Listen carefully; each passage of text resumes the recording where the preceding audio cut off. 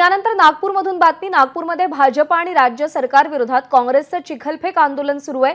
नागपूर शहर काँग्रेस कमिटीतर्फे नागपूरमध्ये व्हेरायटी चौक इथं भाजप सरकारचा 10 वर्षातील अनागोंदी कारभार, राज्य सरकारने अनेक प्रकल्प गुजरातला नेले, अशा सगळ्या मुद्द्यांच्या विरोधात काँग्रेस आक्रमक झाली आहे।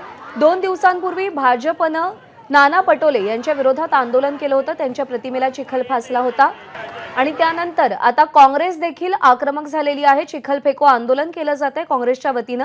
निश्चित नागपूरच्या व्हेरायटी चौकातले हे दृश्य जर तुम्ही बघितलं तुमच्या लक्षात येईल की काँग्रेस आक्रमक झालेली आहे। मागच्या 10 वर्षांमध्ये ज्या प्रकारे भाजप सरकारने केंद्रात असो की राज्यात असो जे वेगवेगळे भ्रष्टाचाराचे प्रकरण घडले त्याला घेऊन हे आंदोलन केलं जात आहे। विशेष करून गेल्या काळामध्ये नीटच्या परीक्षेसंदर्भामध्ये जे भ्रष्टाचार झाला किंवा जे आरोप झाले त्यावर हे आंदोलन आहे। आणि जर आपण बघितलं तर एकंदरीत या संपूर्ण आंदोलनाला घेऊन आंदोलकाची काय मागणी आहे तुमची? जिस तरीके से नीट के पेपर लीक हो रहे हैं, सीधे सीधे ये देश के फ्यूचर, देश के युवाओं के साथ गद्दारी हो रही है। उनका करियर पूरा स्पॉइल करने की कोशिश करी, क्योंकि देश का प्रधानमंत्री नकली डिग्री लेकर के बैठा है, इसीलिए वो चाहता ही नहीं देश का युवा पढ़े। अगर देश का युवा पढ़ेगा तो आरटीआई लगा के उससे सवाल पूछेगा। आपण जर पाठीमागे जर बघितलं तिकडे विकास ठाकरे हे देखील रस्त्यावर उतरलेले आहे, जे लोकसभेचे उमेदवार होते। आणि या व्यतिरिक्त गुजरातमध्ये जे प्रकल्प, विशेष करून गुजरातमध्ये जे प्रकल्प पाठवले गेले त्याला घेऊन देखील एक नाराजी पाहायला मिळते। क्या मांगे आप लोगों की?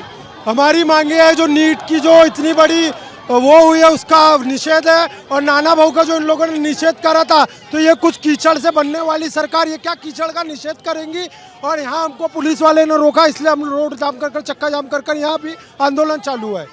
इकडे जर या साईडला जर आलं तर विकास ठाकरे आहेत, ते देखील इथे मीडियासोबत बोलत आपण त्यांना विचार त्यांचं काय मत आहे? राज्य शासनाचं या शहरामध्ये चालू आहे आणि याचा आम्ही निषेध करतो। कीचड फेक आंदोलन नाव का दिलं? मला वाटतं की कीचड फेकण्यालायकच या राज्याचे मुख्यमंत्री आहे म्हणून त्यांच्यावर कीचड फेकावा, कारण की त्यांची घेतलेल्या निर्णयामुळे राज्यातली जनता त्रस्त आहे, म्हणून त्यांना कीचड फेकायचं आंदोलन आम्ही केलं आहे। भाजपने परवा कीचड फेक आंदोलन केलं, त्याचं उत्तर तर नाही आहे। त्यांनी काय केलं हे माहीत नाही। आम्ही सामान्य जनतेसाठी लढत आहोत।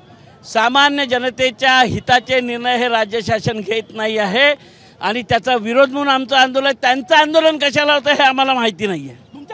आपण जर का बघितलं ना तर निश्चितच कशा प्रकारे इथे काँग्रेसचे कार्यकर्ते हे रस्त्यावर उतरलेले आहे।